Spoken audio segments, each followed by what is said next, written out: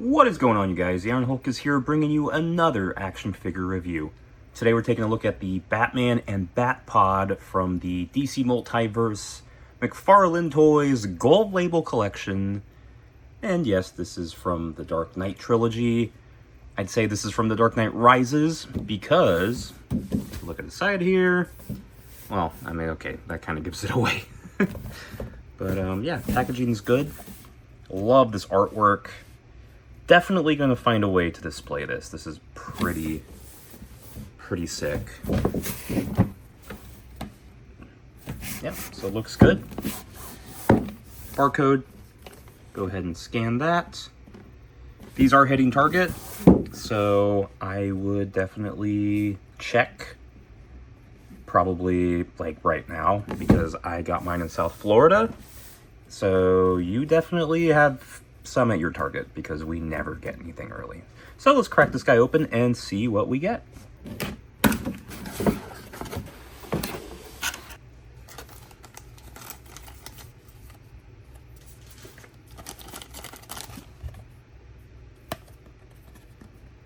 Alright, so here we have our Batman out of the packaging, and first impressions, it's pretty badass.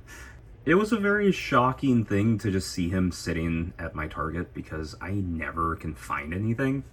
So I had to snag this guy up. I do really like this mold of Batman. I think McFarlane did a pretty good job with him. I do have the other variations to compare him to, but he's basically, yeah, he's the same figure. So there's nothing too crazy with this guy. And the Batpod itself is the same Batpod from the Catwoman 2-pack that was I believe a retail or a web exclusive. Maybe it was just a McFarlane store exclusive. But anyways, so it's nice that you're able to get this thing at retail. I was a little iffy on the barrels here, just because of the paint job. I mean, they look better in person. They're not that bad. When I saw production photos and stuff, I was like, eh. But yeah, so this Batpod has a lot more weathering than the original. But the cool thing is, if you do have the original, you know, you can swap out Catwoman and put her on this one, or just have this one as a display piece. And these things do come off. So yeah, I guess you can swap out pieces if you want. You also get this sweet background. I'm not going to use it for the whole review, but I just thought it'd be kind of cool to show off what's going on here. Here's a defunct bookstore back there, Borders Books. You see that? All right, there it is. But yeah, this background is super cool, and I'm definitely going to use it for some sort of display. Yeah, because it's pretty sweet. All right, so accessory-wise, our Batman comes with nothing. You do get a card and some weird stickers, which I'm not really quite sure what those were for, but here they are. I don't know. I don't know. Maybe they just wanted to give us stickers. But yeah, the detailing on this Batman is great. I really do like this mold. My eyes on this Batman, I'm not sure if they're wonky, so I don't know. I think they're okay. I think. So articulation on this guy, he does have a pretty decent ball joint at the neck here. You can look down all the way. It's pretty good. You can look up. Okay. Which kind of sucks, and I'll show you in a second. He does have okay ab crunch. It's basically your standard McFarlane articulation, so it's nothing insanely crazy, but for a Dark Knight Batman figure, he is very posable. He does have cut at the bicep, he does have double pinned elbows, and then he does have the McFarlane joint here that is on the wrists.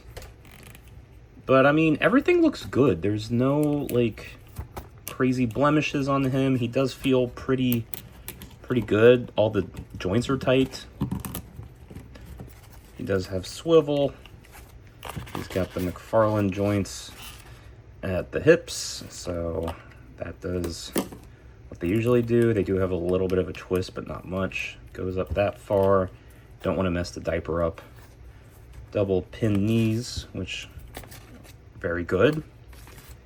And then you do have the ball joint, or whatever you want to call this joint, the McFarlane joint, the ratchety ball, whatever, at the ankle, and then you do have that beautiful toe hinge. So, you know, it's your standard McFarlane articulation, but it's good. It's good. I really like it on this Batman. Like, I have the Chase variant that is basically this Batman, and it's like my favorite McFarlane figure, so it's welcome. It's a welcome addition to have another one. Also, a beautiful thing is the cape. It is very nice. It's very posable. I know a lot of people complain about the material of the cape, but I do think it holds a better pose than some of the other materials they use. This is kind of like a nylon, but for some reason it just looks really badass. I don't know. I think it looks good. All right, so here's a look at our Batpod, and it's nice. It's very nice. The detail on it is pretty spot on. There's nothing really to worry about, and even if there are blemishes on it, the weathering kind of hides it. So, I mean, it rolls pretty well. Yeah, not bad. Pretty good, pretty good. All right, so comparison between the McFarlane store exclusive Batpod and the Target Batpod here.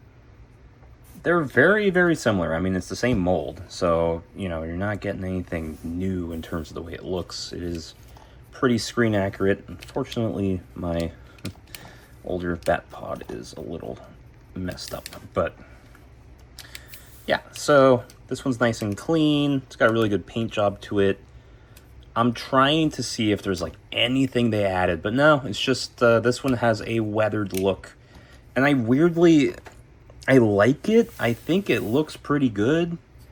You know, they both roll the same. There's nothing like that different. It's just the biggest difference is there's more weathering on this one.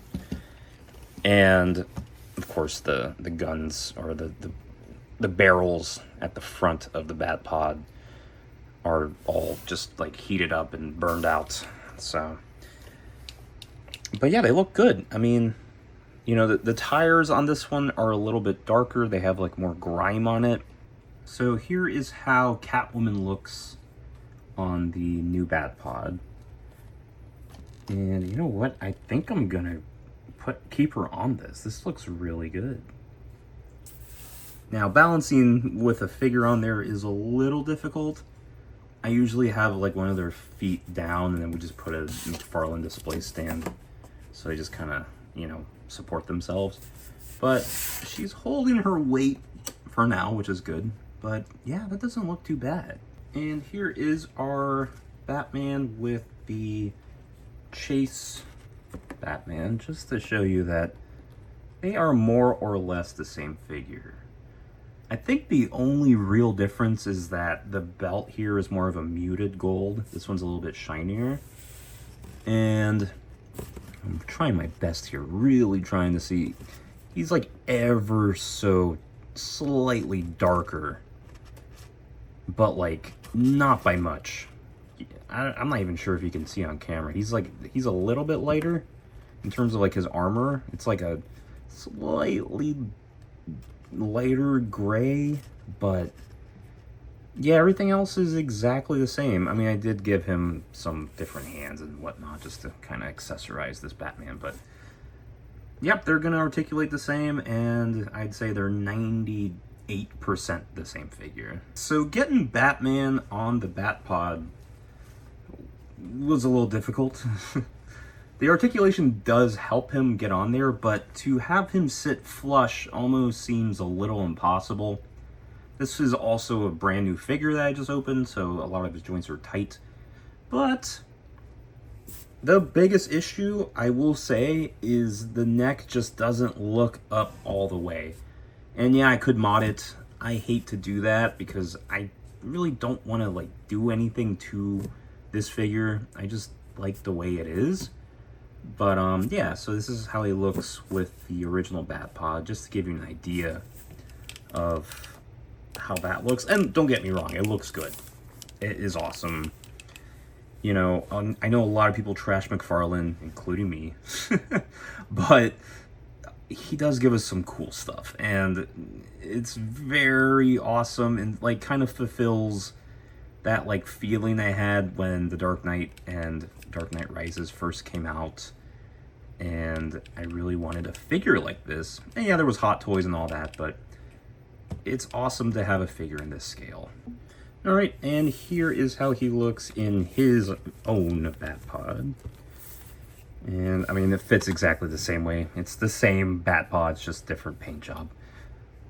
But yeah, I mean, like I said, the neck, that's the biggest contender here. You do have to put him in a little bit of a crunchy pose here. But once you get him properly posed up, he does look good. Plus, that cape does make a huge difference. So overall, this is a really solid release. I'm a huge fan of the Dark Knight trilogy, so even if there are little blemishes or issues, it's just really nice to see products from that era be available in stores. So yeah, I highly recommend this if you're a fan of the Dark Knight, or just need some cool Batman vehicles in your collection, or if you missed out on the original Batpod release. So, appreciate you guys watching, and don't forget to like and subscribe, and until next time, I'll see you later.